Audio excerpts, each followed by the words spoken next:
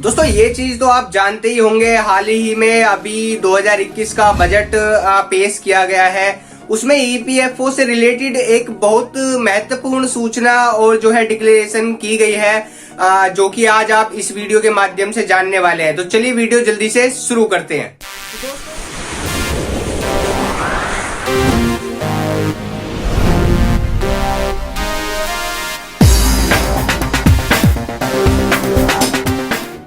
दोस्तों ये तो हम सब जानते हैं कि पीएफ का पैसा कितना सिक्योर होता है और फिर जरूरत पड़ने पर हम इसे निकाल भी लेते हैं। लेकिन अब जो ये नया बजट आया है सोमवार को 1 फरवरी 2021 को, इसमें ये ऐलान किया गया है कि मतलब पीएफ में निवेश करने वाले लोगों को भी इस बजट ने झटका दे दिया है। वो कैसे? वो ऐसे, अब पीएफ पर मिलने वाले इंटरेस्ट पर भी टैक्स लगेगा। जी हाँ, इंटरेस्ट पे अब टैक्स लगेगा जो गवर्नमेंट देती थी आपको। केंद्रीय वित्त मंत्री निर्मला सीतारमण ने ये घोषणा की है कि अब एक वित्त वर्ष में केवल 2.5 लाख रुपए तक के निवेश पर ही टैक्स छूट का लाभ होगा। मतलब अगर आप 2.5 लाख से ज़्यादा पीएफ में निवेश करते हैं तो जो मिलने वाला इंटरेस्ट है वो कमाई के दायरे में आएगा। फिलहाल पीएफ पर इंटरेस्ट रेट 8% है और इंटरेस्ट से होने वाली इनकम पूरी तरह टैक्स फ्री है। ये जो नया नियम है 1 अप्रैल 2021 से लागू होगा। आप ये तो जानते ही होंगे पीएफ का एक हिस्सा कंपनी देती है और एक हिस्सा आपका होता है। तो ये जो नया नियम बनाया गया है यह केवल आपके हिस्से का है, मतलब कर्मचारी के हिस्से का। मतलब जो आप अपने पीएफ में 2.5 लाख रुपए से ज़्यादा शेयर देते हैं उस पर अब टैक्स देना होगा। चलो आपको एक उदाहरण देता हूँ। आपने अपने पीएफ में 3 लाख रुपए डाले, यहाँ आपने 50,000 रुपए एक्स्ट्रा डाले जो कि 2.5 लाख तक आपको जो है छूट दी गई है। अब 50,000 पे जो आपको इंटरेस्ट मिलेगा उस पे आपको टैक्स देना होगा। लेकिन जो आपके 2.5 लाख रुपए हैं उस पर आपको कोई टैक्स नहीं देना। माना कि पीएफ का इंटरेस्ट रेट 8% है, इस हिसाब से 50,000 के हो गए 4,000 रुपये, मतलब 4,000 रुपये इंटरेस्ट हो गया इसका।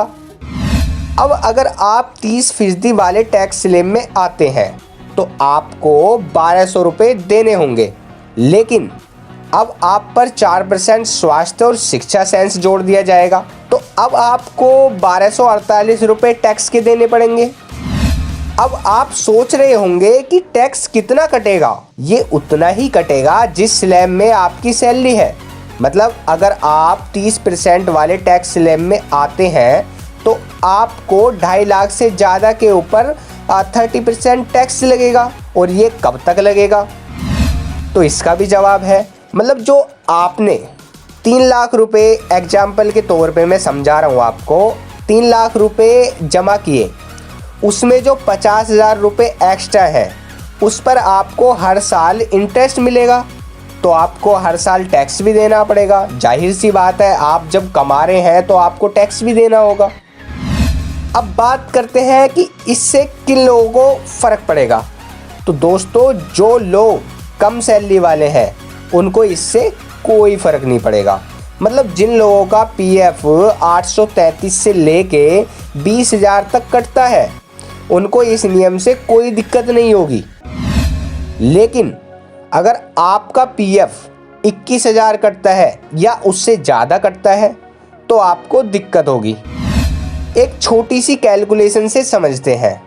21,000 इंटू 12 इज इक्वल टू 2,52,000। मतलब हमने 21,000 हमारा जो है पीएफ का बैलेंस कटता है और हम उसे 1 साल के अंदर ही जो हमारा इंटरेस्ट होता है वो उस पर कैलकुलेट होता है। तो हमने 12 से इसमें गुणा करी क्योंकि 12 ही महीने होते हैं 1 साल में।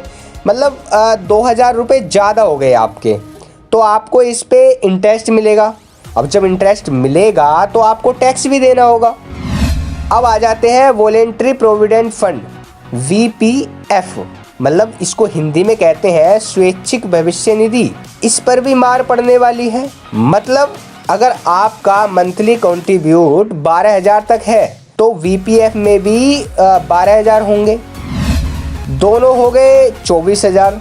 जो कि 20,000 से ज़्यादा है। मतलब अगर हम 24,000 को मल्टीप्लाई करें 12 से तो ये टोटल बनता है 2,88,000। तो आपको 38,000 रुपये पर इंटरेस्ट मिलेगा। तो इंटरेस्ट जिस पे मिलेगा तो उस पर आपको टैक्स भी देना होगा, क्योंकि 2.5 लाख तक आपको जो है छूट दी गई है। अब आप 88,000 में से 50,000 घटाते हैं तो आपको 38,000 रुपये बनते हैं। तो 38,000 पे आपको इंटरेस्ट मिल रहा है, तो आपको उस पर टैक्स भी देना होगा। तो दोस्तों, आज आपने देखा कि बजट में ईपीएफओ से रिलेटेड क्या न्यूज़ थी। मेरे ख्याल से न्यूज़ काफ़ी नीडफुल है आप सभी के लिए।